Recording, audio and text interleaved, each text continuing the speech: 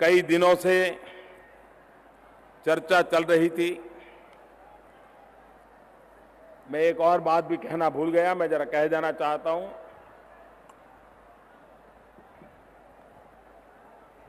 मैंने कोसी का जिक्र किया, लेकिन यहां के लोगों को याद होगा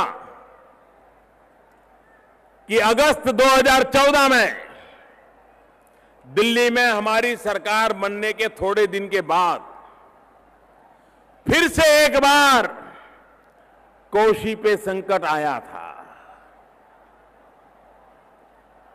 नेपाल में दुपाल चौक के पास कोसी नदी पर लैंडस्लाइड हुआ था। नदी का आना बंद हुआ था और वहां पानी जमा होना शुरू हो गया था। सैटेलाइट से हमें पता चला कि अगर ये पानी जमा होता गया और बाद में अगर ये मिट्टी ढह गई तो कोसी के पट पर बिहार के जितने गांव हैं, वो आज से 7 साल पहले जो तबाही आई थी उससे भी 100 गुना भयंकर तबाही आ जाएगी, कोई बच नहीं पाएगा। काम करने वाली सरकार कैसी होती है, जनता जनार्दन के दुख दर्द को समझने वाली सरकार कौन सी होती है, समस्याओं को पहले से अंदाज करके रास्ते खोजने का प्रयास करने वाली सरकार कैसी होती है। मेरे कोसी पट के भाइयों बहनों, आपको याद होगा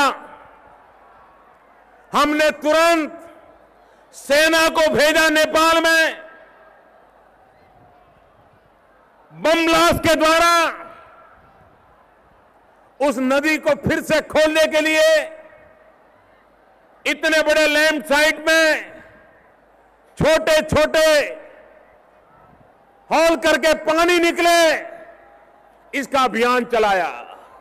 उसके बाद भी हमें भरोसा नहीं था कि कहीं यह प्रयोग हमारा सफल नहीं हुआ और पानी जमा होता ही गया, और अगर एक साथ मिट्टी ढह गई तो मेरे कोसी अंचल का कोई परिवार बचेगा नहीं।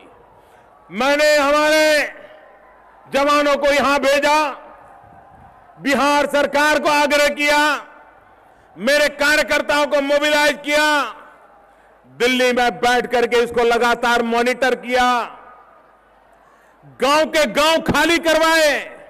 यहां के किसान मेरे से नाराज हो गए कि भाई पानी तो दिखता नहीं है, वर्षा नहीं है और मोदी गांव खाली करवा रहे हैं।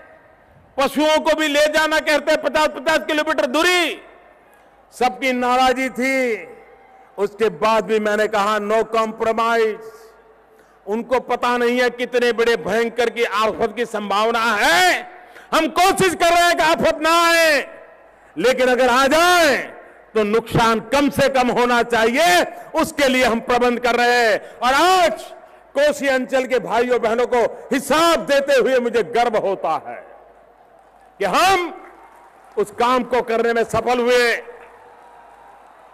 कोसी अंचल को मुसीबत से बचा लिया था भाइयों।